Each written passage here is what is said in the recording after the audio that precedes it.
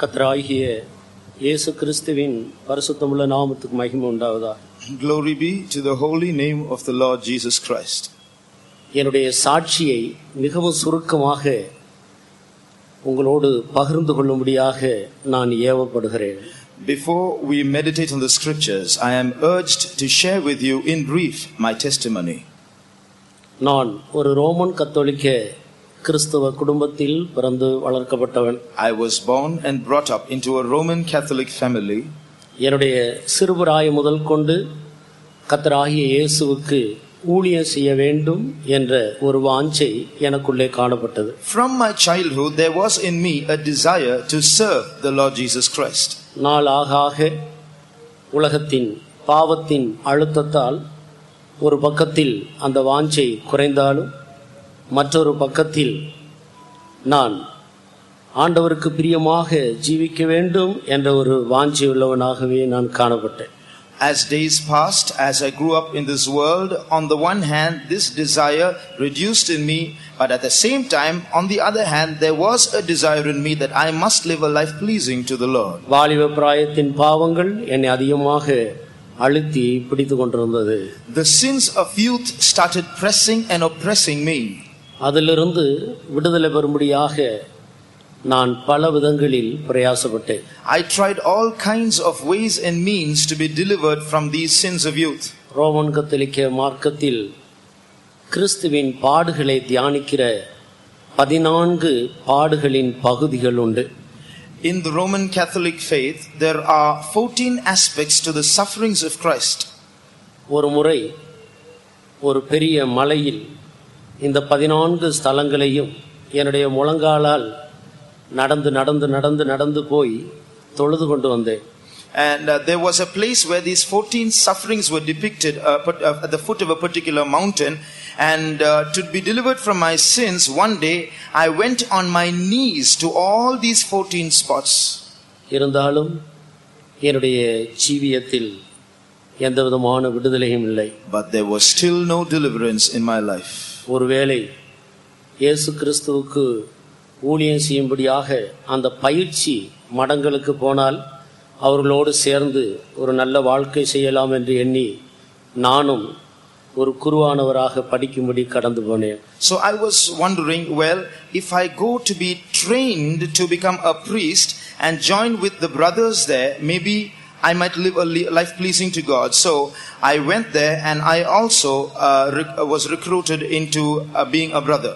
என்னுடைய பள்ளி படிப்பை முடித்த பிறகு நான் ஒரு வருடம் அவர்களோடு சேர்ந்து படிக்கக்கூடியதாக இருந்தது.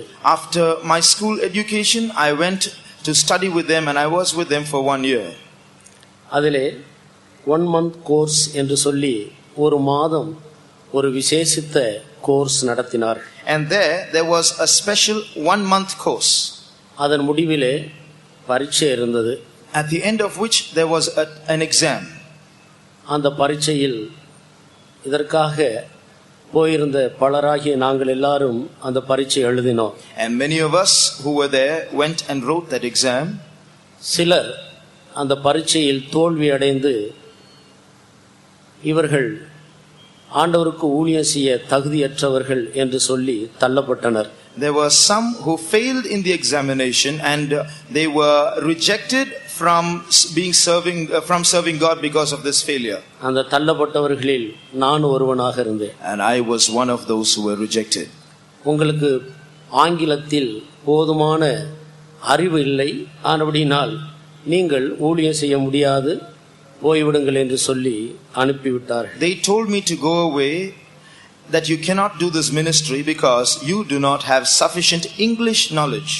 இயேசுவுக்கு ஊழியம் செய்ய வேண்டும், ஒரு பரிசுத்த வாழ்க்கை செய்ய வேண்டும் என்ற மிகுந்த ஆவலோடு கடந்து போன எனக்கு தள்ளப்பட்டதுதான் பரிசாக கிடைத்தது. So I who went forward with great enthusiasm and desire to serve Jesus, to live a holy life, and my reward was rejection.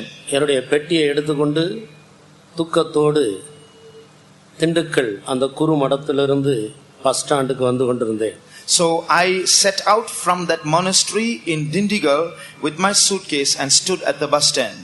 வருகிற வழியில் நான் தனியாகவே வந்து கொண்டிருந்தேன். வருகிற வழியில் நான் பரலோகத்தை பார்த்து வானத்தை அண்ணாந்து பார்த்து, ஆண்டவரே, ஆங்கிலம் தெரிந்தால் மாத்திரம்தான் உமக்கு ஊழியம் செய்ய முடியுமா, இல்லாவிட்டால் ஊழியம் செய்ய வழி இல்லையா என்று சொல்லி என்னுடைய மனதிலே அங்கலாய்த்து கொண்டு பஸ் ஸ்டாண்டை வந்து சேர்ந்தேன். As I was making my way back alone to the bus stand, I looked up into the skies and said, "Oh Lord, to serve you, is it essential to know the English language? Is there no other way?" And with great sorrow I proceeded to the bus stand. கர்த்தருக்கு ஸ்தோத்திரம். Praise the Lord. சில நாட்கள் வீட்டிலே என்னுடைய நாட்களை கழித்தேன். A few more days I spent at home. அப்பொழுது Roman கத்தோலிக்க மார்க்கத்தில் பல சொசைட்டிஸ் உண்டு. அதிலே மற்றொரு சொசைட்டியை சேர்ந்தவர்கள் என்னை ஊழியத்துக்கென்று அழைத்து சேர்த்து கொண்டார்கள். There are various sects or societies in the Roman Catholic faith, and members of another society, they called me to do the ministry in their society. அங்கு போய் ஒரு வருட காலம் அவர்களோடு சேர்ந்து நான் காலேஜில் படித்துக் கொண்டிருந்தேன். So I joined them and I was 1 year in college studying with them.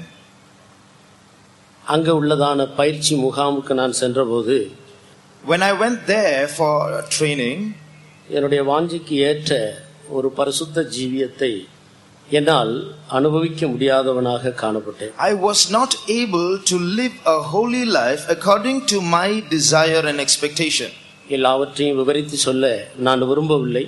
I have no time. I do not want to go into details.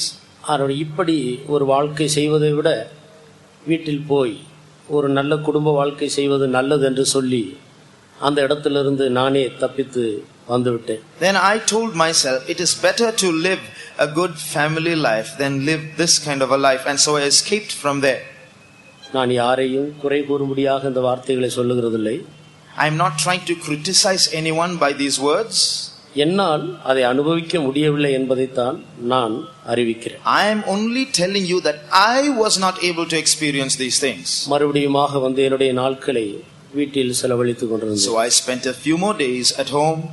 மற்ற கிறிஸ்துவ மார்க்கத்தை பற்றி எனக்கு எந்த விதமான அறிவும் கிடையாது. ஏனென்றால் அந்த அளவுக்கு ஒரு உறுதியான கத்தோலிக்க குடும்பத்தில் நான் பிறந்து வளர்ந்தேன். I was brought up into such a staunch Roman Catholic family that I had no knowledge at all about other Christian faiths. இப்படி சில நாட்கள் வீட்டிலே என்னுடைய நாட்கள் கடந்து போயிற்று. This is how a few days passed in my house. நான் சிறு பையனாக இருக்கும்போது என்னுடைய ஊரில் நடந்த ஒரு சம்பவம் என் நினைவுக்கு வந்தது. When I was a small boy, something that happened many years ago in my hometown came to memory.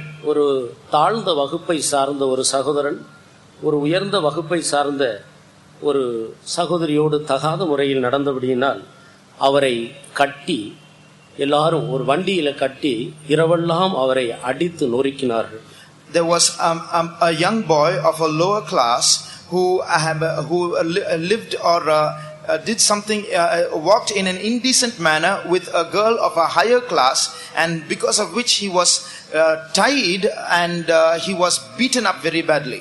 அப்பொழுது நான் எத்தனையோ உயர்ந்த வகுப்பை சேர்ந்தவர்கள் தாழ்ந்த வகுப்பினரை கெடுத்து விடுகிறார்களே, அவர்களை பற்றி ஒருவரும் சாரிக்கிறதில்லை, கேட்கிறதில்லை.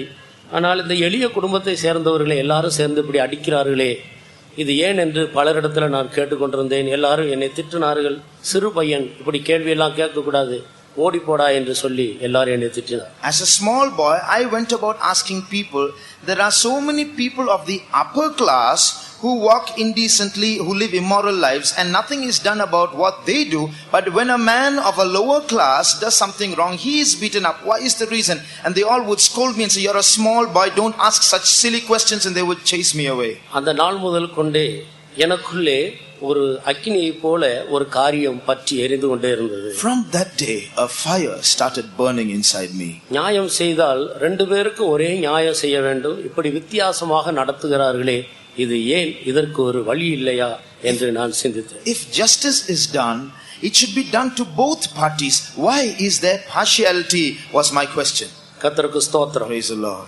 எப்படி ஆயிலும் நான் ஒரு லாயராக படித்து இப்படி ஒரு பக்கமாக கிரியை செய்கிறவர்களுக்கு விரோதமாக நாம் செயல்பட வேண்டும் என்ற ஒரு எண்ணத்தோடு வீட்டுக்கு தெரியாமல் எங்களுடைய வீட்டிலே தோட்டத்தில் வேலை செய்கிற போகிறவன் போல நான் ட்ரெஸ் உடுத்தி கொண்டு வீட்டுக்கு வெளியே எங்களுடைய தோட்டத்தில் வந்து என்னுடைய ட்ரெஸ்ஸை மாற்றி கொண்டு வீட்டுக்கு தப்பி நான் ஓடி வந்தேன்.